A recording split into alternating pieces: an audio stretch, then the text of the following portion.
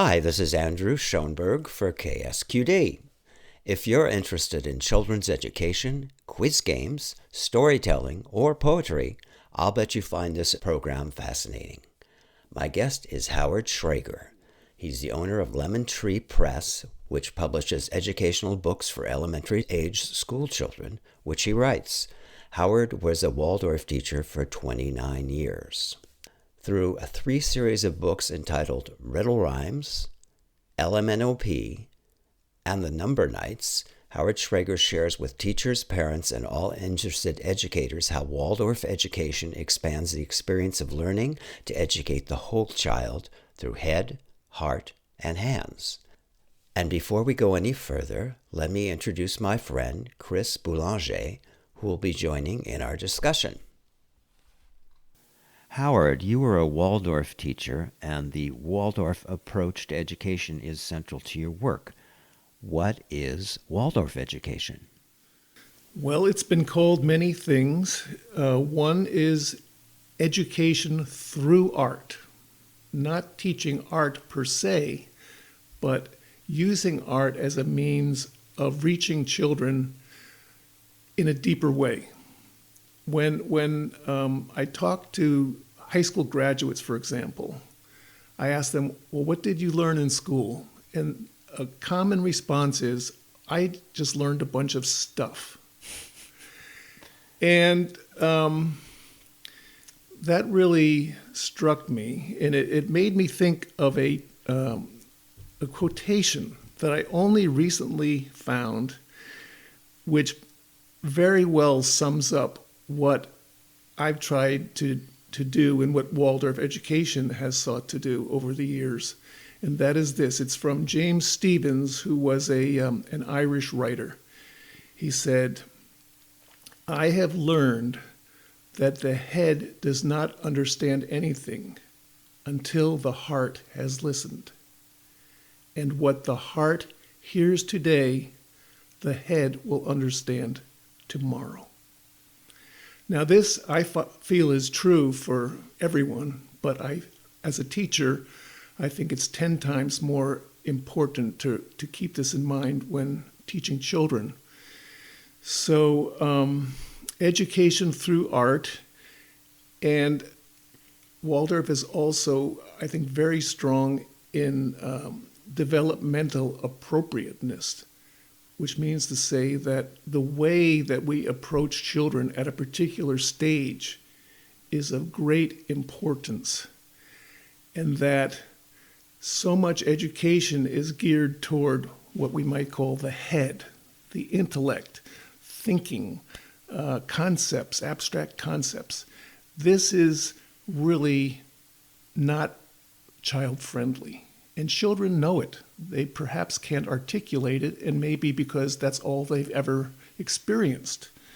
But when you see the child as a little artist, if you see a child as open to the world and full of a sense of wonder, you want to speak to that. You want to approach them through that window, through that door.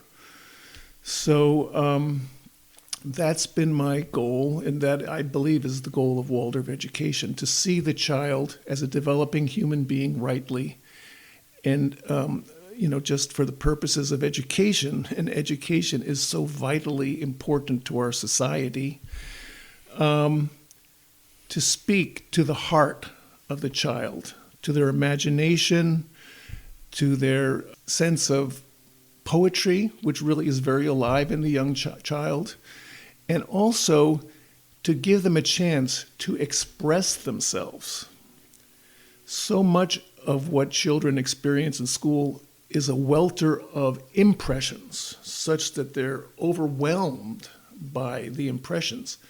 Through artistic expression, they have a chance to kind of press back. So I think of impressions, expressions, creates a healthy balance in their lives and in their educations.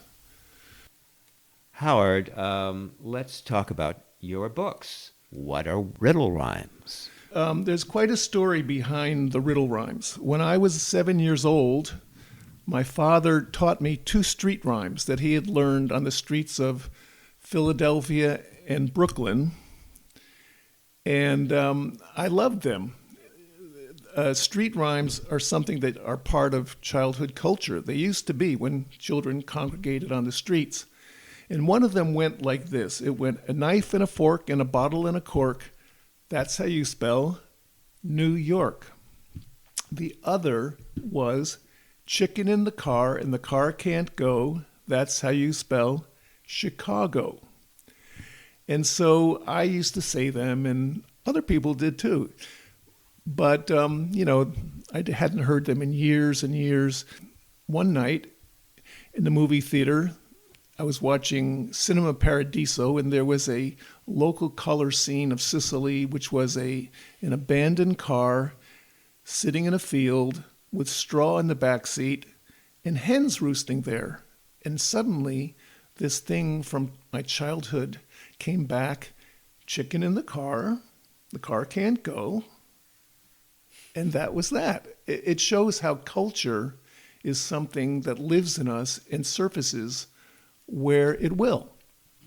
But my 8th grade class at the Santa Cruz Waldorf School at that time was looking to raise funds for our class trip. And I thought, why don't we write a riddle rhyme, as they came to become called, for every state? And so I put out hints and clues in the school newsletter, and I brought it to my class. And it was a lot of fun. I have to admit that I wrote most of them. Maybe it's because my mind works that way. But there were other contributions, and the children illustrated the riddle rhymes, and we made a Xerox copy, and we sold it, and we made about $1,000 from that. And years later, I took that idea or those riddle rhymes, and I had a professional artist do the illustrations, and I published it. And so I'll share some with you. And what I like about it, you know all the answers already, because the answers are the 50 states. However, you don't know which answer goes with which riddle rhyme. So it's not like Jeopardy where you're competing to get it first. It's not a cutthroat operation here. And that's the beauty of it, because you find all these ancillary benefits. Like you listen to your friends and people who are with you, and you wonder about it a little bit. And then sort of through percolation, the riddle meets the answer. And then like a bubble bursting at the surface, you come up with the answer, or someone else does. Hopefully we do, yeah. Yeah. Okay, so let's see if we can would you do like one. some? Yeah. Okay, so if I say, and it takes a while to get the hang of it. So if I say, Noah built the ark with a hammer and saw, that's how you spell Arkansas. Arkansas. Yeah. Ark. Noah built the ark with a okay. hammer and saw. Yes. Okay. How about this? Glue can connect and a scissors can cut. That's how you spell Connecticut.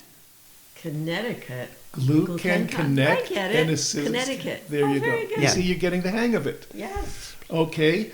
What if I say mini marts sell many sodas? That's how you spell. Minnesota. All right. Now we're getting.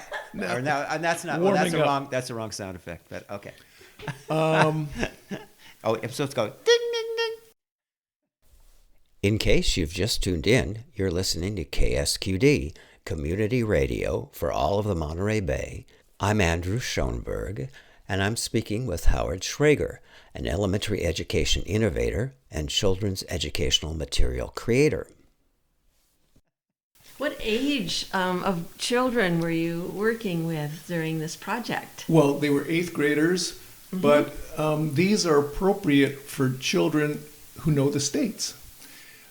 But I'll tell you what, I mean, what age is that, or what grade? Well, usually they know the names about 3rd grade. And by 4th grade, they're learning more about the states. My 5-year-old grandson was urging me every night to do these with him. And now he knows every state. He knows all the riddle rhymes. And it's not meant to teach anything. I call it magic spelling because it's like a magic spell and you're trying to break the spell, to release the answer. Mm-hmm. So it's nothing about spelling. It's nothing really about geography other than the names. And yet, I think because you're not really teaching them anything, that they thrive and they become curious and they want to know how to spell and they want to know where the states are and things about them. Mm-hmm. Okay, so let's let our audience try 2 or 3 of them. Okay, let's see. So what we're going to try is I'll have you read one, and then we'll have a pause, and I'll put in some music and give the audience a few seconds to think about it, and then you'll give the answer. Okay. The railroad to Ireland runs through Thailand. That's how you spell. The railroad to Ireland runs through Thailand. That's how you spell.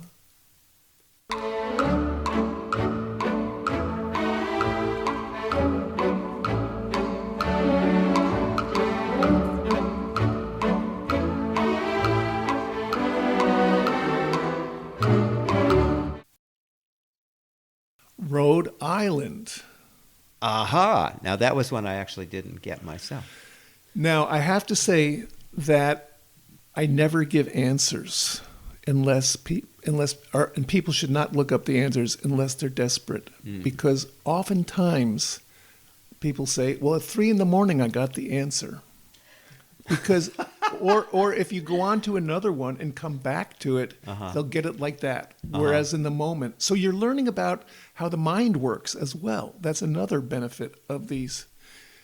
We only hope that our radio shows affect people that much that they think about it at 3 o'clock in the morning. Well, that's how it is with certain games. Okay, well, let's try another one. Okay. Bones, bones in the arid zones, and no one can find the owner. And that's how you spell. Bones, bones in the arid zones, and no one can find the owner. And that's how you spell.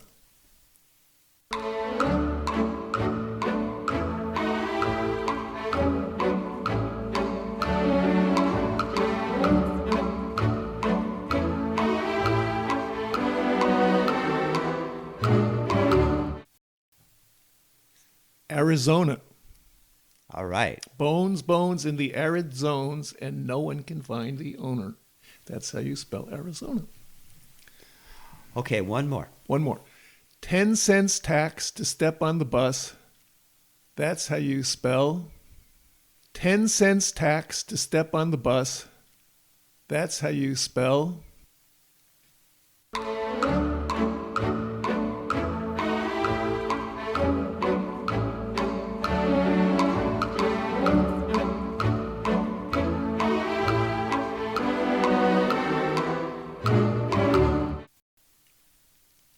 Texas. No, I didn't get that one either. Okay, actually, these last 3 were on the harder end of the scale. Not the hardest, but they weren't the easiest. Yeah. Okay. Why don't we do, pick a really hard one? A really hard one? Yeah. Okay. Who knows what's best for Junior? That's how you spell. Who knows what's best for Junior? That's how you spell.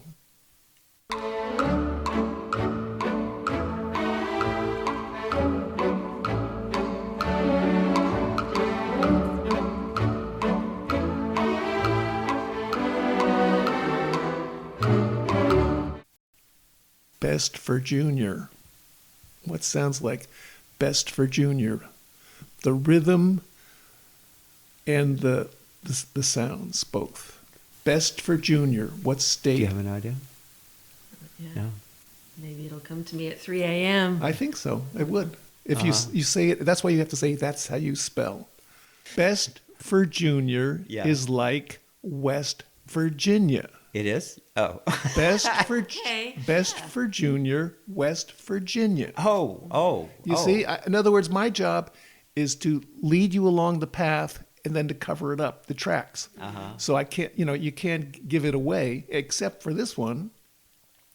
A week's worth of washing must have weighed a ton. That's how you spell. Washington. There you go. Yes, I guessed that one too because I lived in Washington. Or mayonnaise mixed with rain. That's mainly how you spell Maine? Maine. Maine. Chicken in the car and the car can't go. So these are the cities. Uh-huh. The major cities. That's the name. Chicken in the car and the car can't go is the name of the other riddle rhyme book. And that's how you spell Chicago. Right. Chicken. Okay. So if I say, sometimes I wonder, why am I me? That's how you spell Miami. Miami. Very good. Some jobs have many applicants. That's how you spell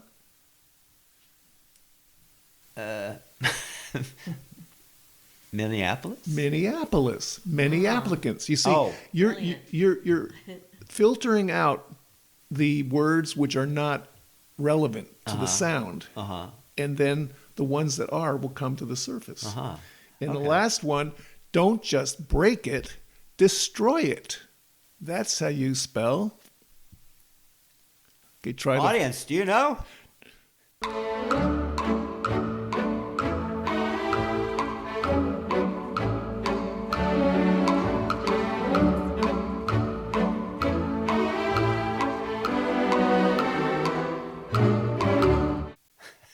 They're all shouting at their radios. Okay. Or their computers. Don't just break it, destroy it. There you go. Detroit? That's how you spell. Detroit. I know I didn't. Destroy it. Detroit. Oh. Still on you the see? cities, yes. Yes, this is the cities. Okay, Okay. cool. Okay, now, so you have two other series of books. So let's talk about those two. And I saw on your website that these books are available digitally as well as in hard copy or paperback. And they have beautiful illustrations in them too, which maybe we should just mention. So I could hold it up to microphone. hold up. Oh, that's a good idea. Yeah. When they invent television, we'll be able to do that. In case you've just tuned in, you're listening to KSQD, Community Radio for all of the Monterey Bay at 90.7, 89.7, and 89.5 FM, and streaming at ksqd.org. I'm Andrew Schoenberg, and I'm speaking with Howard Schrager, an elementary education innovator and children's educational material creator. Okay, let's talk about your book, LMNOP, and all the letters from A to Z. Okay. Well, there, as a poet, I wanted to write something that was worthy of children, of childhood. Something which, like Mother Goose, which I really appreciated, it formed a basis for my experience of language, among other things. I wanted it to be like that. And someone said that they had read hundreds of alphabets, but that LMNOP took it to another level. Now, when you say they read hundreds of alphabets, They were teachers, a teacher. yeah, but I mean books that were about alphabets or to teach alphabets. Oh, yeah. or- I mean, there are thousands yes. of Okay, alphabets. so books about alphabets or to teach alphabets. Yeah. The reason, I wrote it, because there are thousands, was because I wanted to create a context from which you could draw lessons which otherwise would be academic or dry or abstract, but something living like poetry is that stimulates the imagination and leads to new things.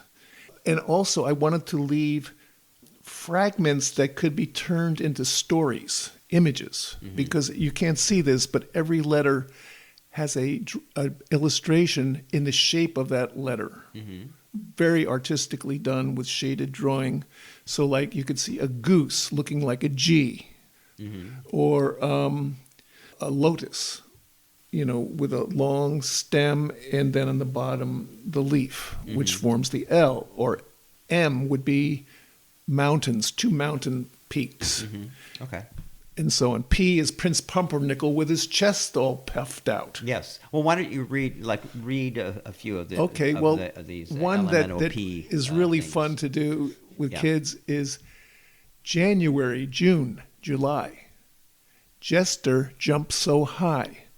Juggle 7 jam jars in the air. Just jingle your bells. We'll jump for joy. Cool. So the idea is that most of the words, or a lot of the words, start with the letter that is the focus of the particular and then page having the jester with the gesture of his leg kind of curving up on the bottom. Mm-hmm. It reinforces it, and then the children learn the poem by heart, which is really easy to do, just like we learned Jack and Jill Went Up the Hill. Mm-hmm. Learning it by heart is essential. Mm-hmm. Because then it becomes a part of them. And also, I think that children, choral recitation really serves children because they're not put on the spot to do it themselves. Some children have a natural affinity for recitation and learning things by heart, and the other ones are kind of carried along. And if you repeat it enough days, maybe for a week, they've got it.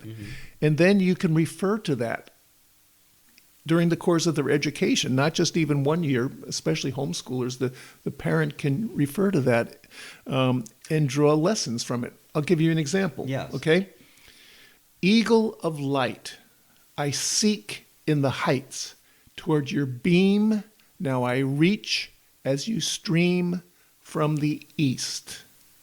That's the start of it. So you can hear that long E sound.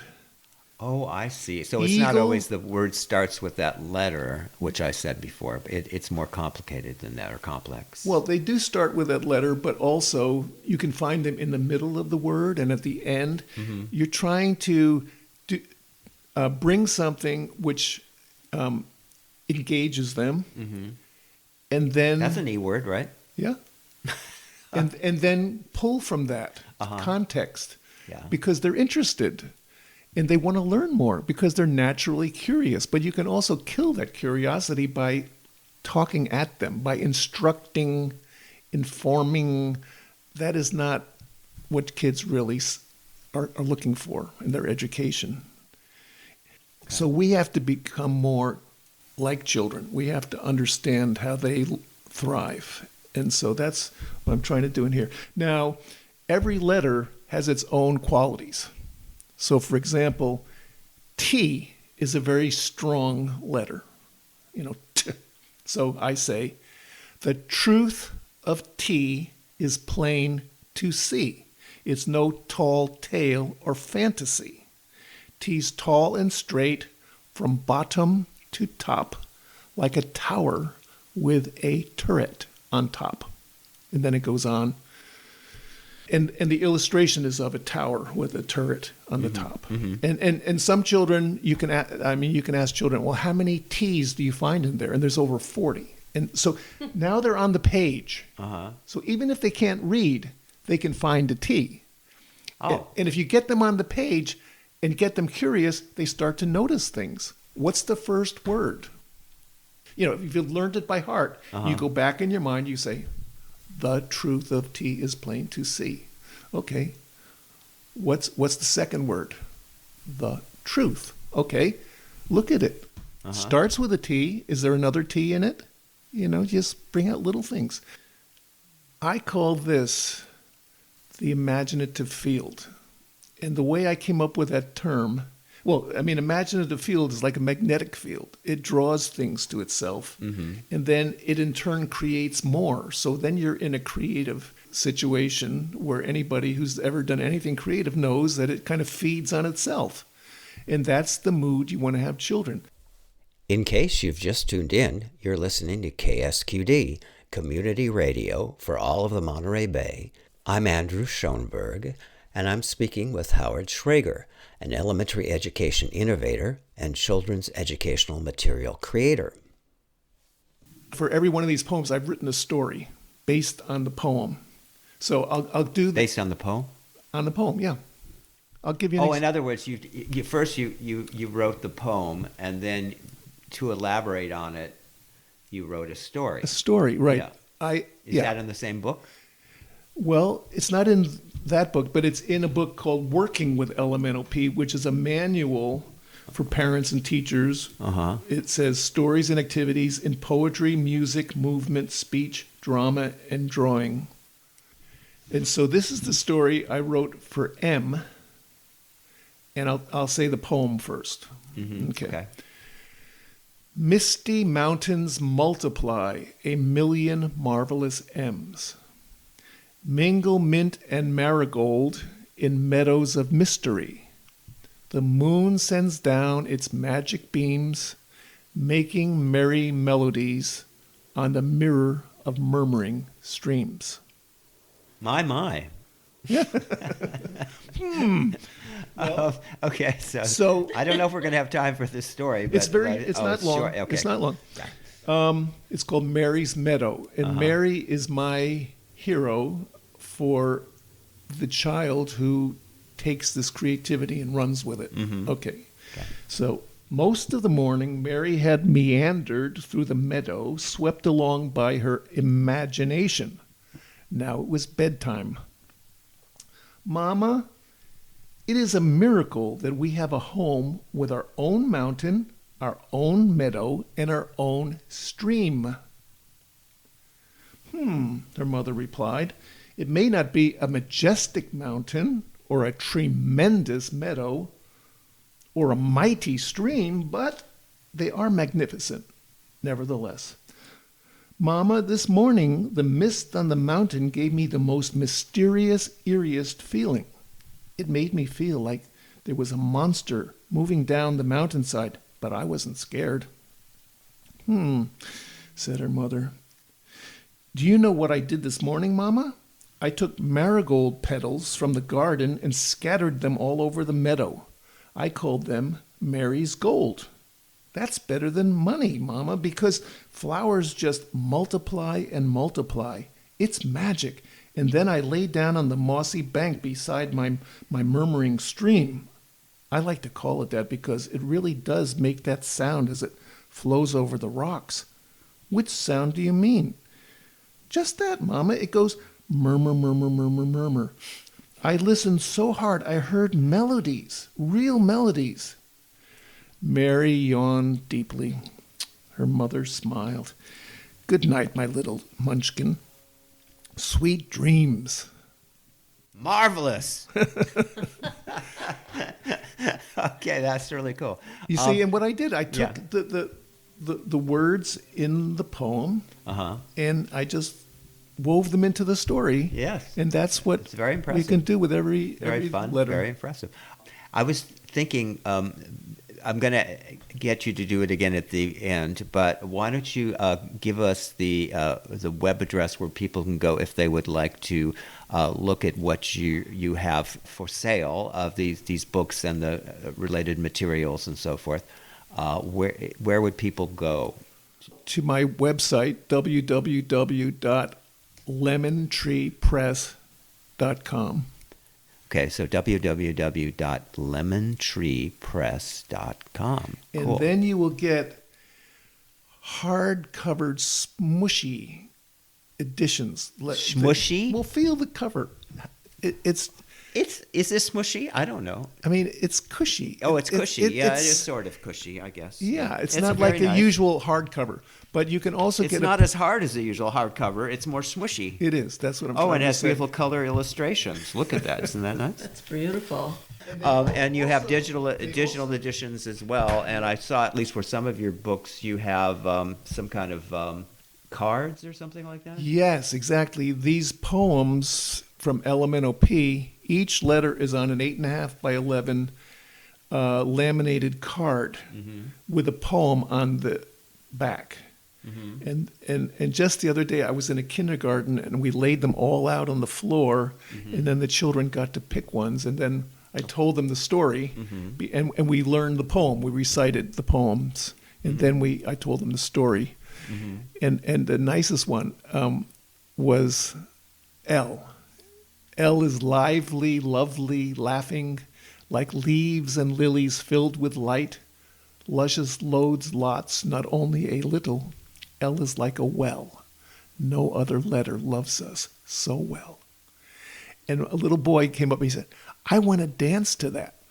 And that was so exciting because that's another art form, that's obviously involves the body, not just the head. In case you've just tuned in, you're listening to KSQD, Community Radio for all of the Monterey Bay at 90.7, 89.7, and 89.5 FM, and streaming at ksqd.org. I'm Andrew Schoenberg, and I'm speaking with Howard Schrager, an elementary education innovator and children's educational material creator. I have another term that came to me, which was the rest of the iceberg. If you think that our head and all that intellect in concepts, that's the tip of the iceberg. Mm-hmm. But for children, it's all the rest of their body, their voice, their imagination. All of this also is our intelligence. I mean, it's our soul. It's our inner life. Mm. And that's what isn't addressed when it's just information. Mm-hmm. So anyway, so we dance to that. Oh. Because there's also a song. You can actually find each Elemental P poem as a song on my YouTube under my name, Howard Schrager. But you look up your name, so it's Howard, and then Schrager is spelled how? Schrager. You have another series of books. It's a mathematical stories collections, books that bring numbers, multiplication, and mathematical concepts to life through storytelling. There are 3 of those books. Well, Multiplicando is a teaching story that brings multiplication. It's the adventures of a jester who comes to kind of tutor the prince and the princess. I wrote Elemental P as like a gateway for children to enter a portal where they can have a wonderful introduction to language. I did the same thing with the story of King Maximo and the Number Knights, where the king asked the question, which is the greatest of all the numbers? And so the loyal knights agreed to go on a quest for 1 year and to find the greatest number. Mm. So each of the 12 knights goes out for a year, returns, and then each one in turn tells what they have found to be the greatest number. Mm-hmm. I mean, I could maybe just talk about the first 2. Sir Owen stands up and he says, well, a lot of people think that 1 is the smallest number, but I found that 1 is the greatest number because when I looked at the earth, I never saw it begin or end. Above me, the sky, the endless sky, with the sun, the jewel shining there, and at night, the moon moving in her mysterious ways. And then just to, summarize, and look at you. You're 1, I'm 1, and together we are all 1. And then the king said, Giacomo, what could you say about this? Giacomo is the jester, and he says, 1 is the sun, 1 is the sky, 1 is the world, and 1 am I. But then Sir Twain stands up and he says, but look at your nose. What do you mean, look at my nose? Well, it has 2 sides to it. And you have 2 eyes and 2 ears, 2 hands. Every hill has its valley and every door opens and closes. Do I need to go on? No, that's enough, said some. Oh, please do, said others. Mm-hmm. Oh, and so then Giacomo stands up and he says, 2 are my eyes, ears, hands, and feet, dark and light at sunset meet. And so not only do you have the duality, but then you bring the duality back to unity. And so it's kind of like what I call a philosophy of math for children, to open them up to the wonders of math before they go into the rigors of, calculation and all that, which is fun too, but you want to balance it. And also what I try to do is to integrate math with all the other subjects. Well, I mean, you see art in the Shield, which they love to draw. You have the poetry, and then you have the sciences. Sir Pentagonal talks about the rose, for example, that has 5 petals. Or Sir Hexagonal talks about the honeycomb that has the hexa, and Whatever it is. so you're setting the table for learning in other subjects as well, and integrating math into all of them, which makes math that much more exciting. And then the sequel to King Maximo is called Sarah and the Number Knights, because you see, after all 12 of the knights, it's kind of a male-heavy story. But as it turns out, Sarah, who is a serving girl, she's the only one who remembers the question, which was, which is the greatest of all the numbers? And her answer is, well, how can any of you be greater than anyone else? Because you all need each other. All the numbers need each other. And they realize she's answered the question. So she becomes a little bit of a celebrity. What you've been talking about is Sarah and the Number Knights, which is the sequel to King Maximo. There you go. And that started out as a manual to unpack what you could, take out of King Maximo, to kind of expand on it. But it to get the maximum out of it. Yeah. Okay. There's just 2 of these mathematical books then? Well, multiplicando. Oh, multiplicando. Multiplicando. That's... Multiplicando. He's a jester. And he's going to visit the king and queen. And it's... So the first thing he does is he ends up in the bakery. And there's Gus Plus, the baker, who's trying to... He has all these cookies on a big baking sheet, and he's trying to count them. And he always loses track. So Multiplicando suggests, why don't you just arrange them like the 5 in the king's deck of cards? Meaning to say, like 1, 2, 3, 4 in a square with a 5th one in the middle. And we all know how to count by 5s, right? 5, 10, 15, 20, 25, 30.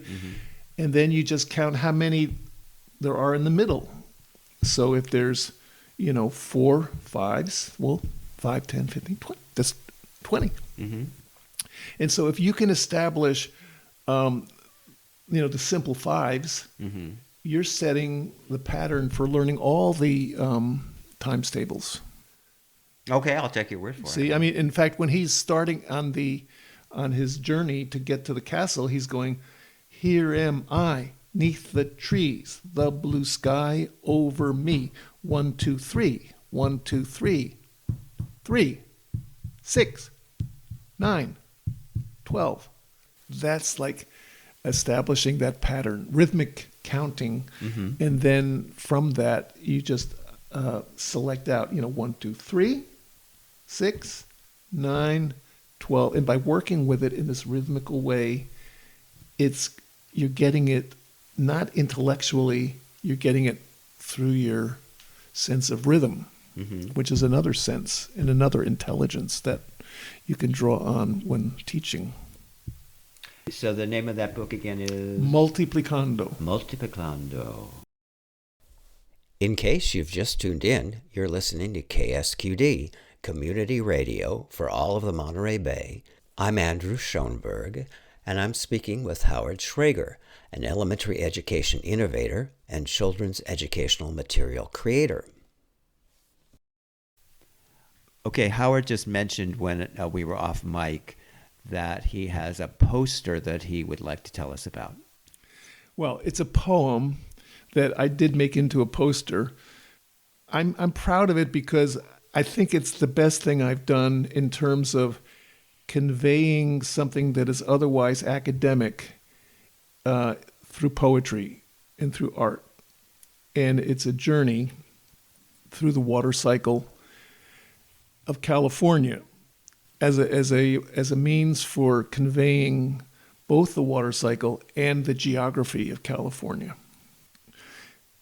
Just so, it's hard because a poem is like a stream, it goes by, and if you don't pick up on all the images, then you can get lost, and that's frustrating.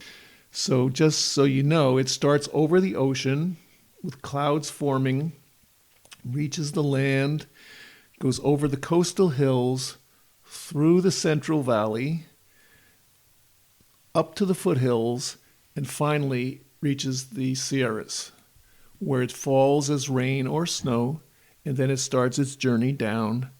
You may or may not know this, but the rivers that come out of the Sierras run east to west, and then down in the valley, in the north, the Sacramento River collects them all. From the south, the San Joaquin River collects them all. They flow together and enter the San Francisco Bay and then out the Golden Gate. And that's the water cycle of California. Oh, okay. Never knew it. It's one thing for me to recite it, but if you can imagine a 4th, 5th, and 6th grade reciting it, it's a very powerful experience to undergo. And we did it actually in a parade. We did it before the reviewing stand twice, and it rocked. It really did. So here it goes. You ready? It's called Song of the Rain. Masses of air and surges of sea in unsurpassing time mingle ceaselessly. Over the Pacific, huge clouds emerge. By the hand of the wind, landward they are urged. Reaching first the sandy shore, they cross the coastal hills. Hurrying past the valleys wide, they tumble up foothills. Fueled by the breeze, they would just hurry by. But to climb the high Sierra, they cannot decline. Higher, ever higher, storm clouds gather and grow. Colder, ever colder, rain droplets or snow. First a pitter, then a patter, little drops begin to splatter all about the high Sierra. Every dimple in the granite catches water, then it scatters. Then the scores of tiny droplets, as if scared, run down the mountain. Then the trickles turn to riffles as they scamper ever downward, thrilling over stone and gravel, meet like playmates as they travel. Forming creeks, they skate and swirl. Down cascade, they plunge and curl, bubbling, gurgling, roaring, purring.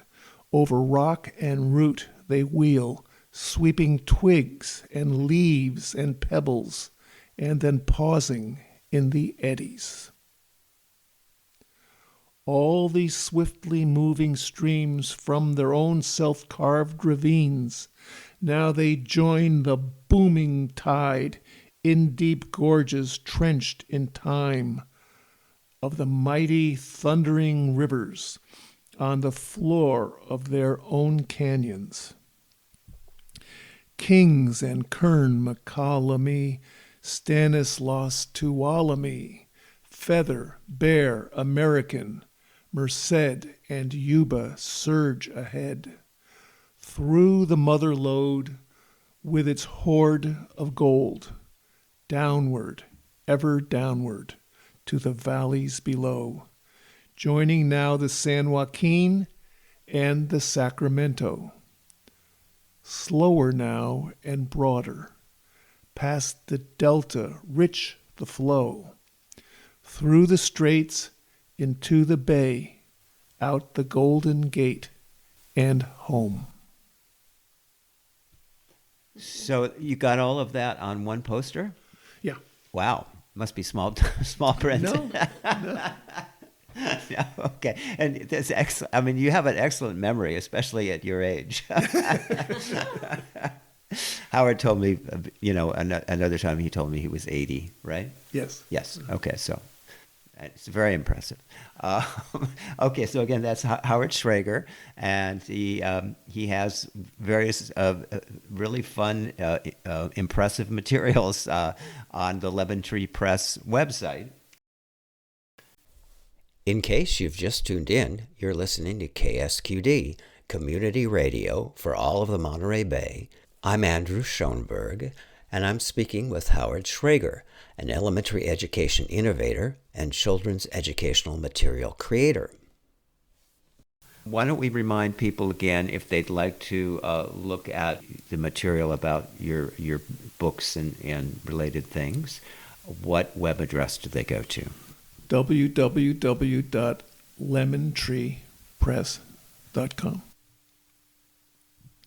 So, Howard, one more thing is I believe that you sometimes go out to schools and do trainings for the staff or teachers, or you work with the kids directly. Is that so? Yeah, I'm eager to come to schools to either present to the children, at assemblies or in their classes, but even more so to demonstrate how bringing what is otherwise academic through art is not only enlivening for the students, but it's also enlivening for the teachers. And not to exaggerate, it creates a mood within the school of creativity, which is, teachers above all are inspired. When they're inspired, then their teaching is really what they were looking for when they became teachers, to be inspiring, to be inspired, and for learning to be a lifelong process and a creative process. And so really that's why I've been working all these years to try to make that known, because education is such an opportunity. I call it educulture, that schools can be cultural institutions, social institutions. They can do so much more for the children, and as a result, for the future of society. So that's really what I'm about, and I just want to share that. So if people want to get in touch with you related to that, where would they go?